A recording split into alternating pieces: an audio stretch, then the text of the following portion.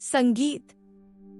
नमस्कार दोस्तों, आप सभी का एक बार फिर हमारे चैनल भक्ति संदेश में हार्दिक स्वागत है। आप सभी को निर्जला एकादशी की शुभकामनाएं।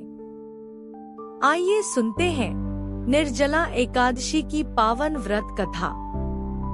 पौराणिक मान्यताओं के अनुसार निर्जला एकादशी की कथा महाभारत काल से जुड़ी हुई है।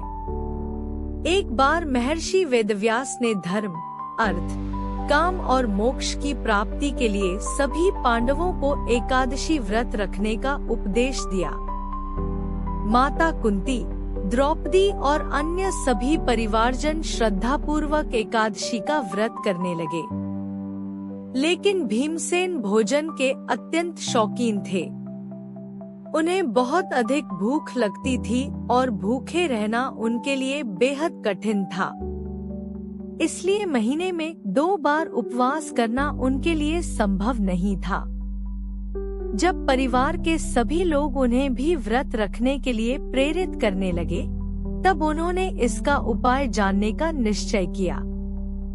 भीमसेन महर्षि वेदव्यास के पास गए और बोले, हे पितामह, मेरे बड़े भाई युधिष्ठिर, माता कुंती, द्रौपदी, अर्जुन, नकुल और सहदेव सभी एकादशी का व्रत करते हैं और मुझसे भी यही आग्रह करते हैं, किंतु मैं भूख सहन नहीं कर पाता, इसलिए मेरे लिए उपवास करना बहुत कठिन है।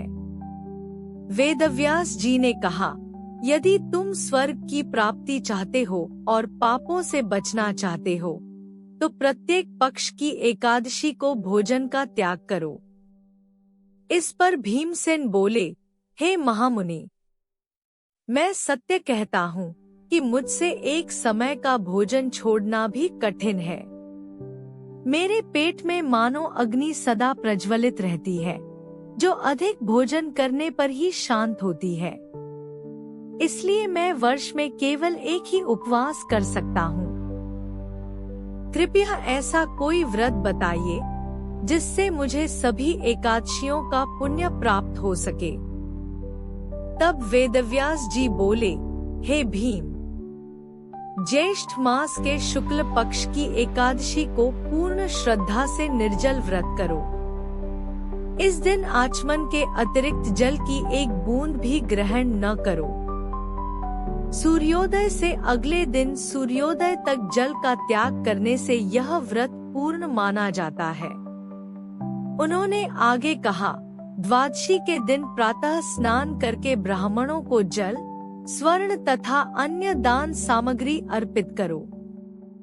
इसके पश्चात ब्राह्मणों को भोजन कराकर स्वयं भोजन ग्रहण करो। इस एक निर्जला एकादशी के व्रत से वर्ष भर की सभी एकादशियों का फल प्राप्त होता है। भगवान श्रीहरि ने भी कहा है कि जो व्यक्ति एकादशी के दिन निराहार रहकर उनकी शरण ग्रहण करता है, वह सभी पापों से मुक्त हो जाता है। ऐसे भक्तों के पास यमदूत नहीं आते, बल्कि भगवान विष्णु के दूत उन्हें अपने साथ वैकुंठ धाम ले जाते हैं। इसलिए स्त्री हो या पुरुष, सभी को श्रद्धा और नियम पूर्वक निर्जला एकादशी का व्रत तथा भगवान विष्णु का पूजन करना चाहिए।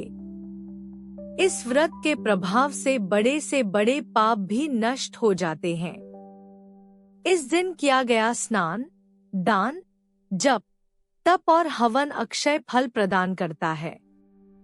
निर्जला एकादशी के दिन अन्न, वस्त्र, गौ, जल, शय्या, छाता, कमंडलू और अन्य उपयोगी वस्तुओं का दान विशेष फलदायी माना गया है।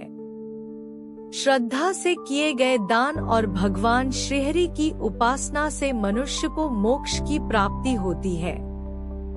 जो भक्त इस दिन रात्रि जागरण करते हुए भगवान विष्णु का स्मरण करता है, वह स्वयं के साथ साथ अपने पूर्वजों और आने वाली पीढ़ियों का भी कल्याण करता है।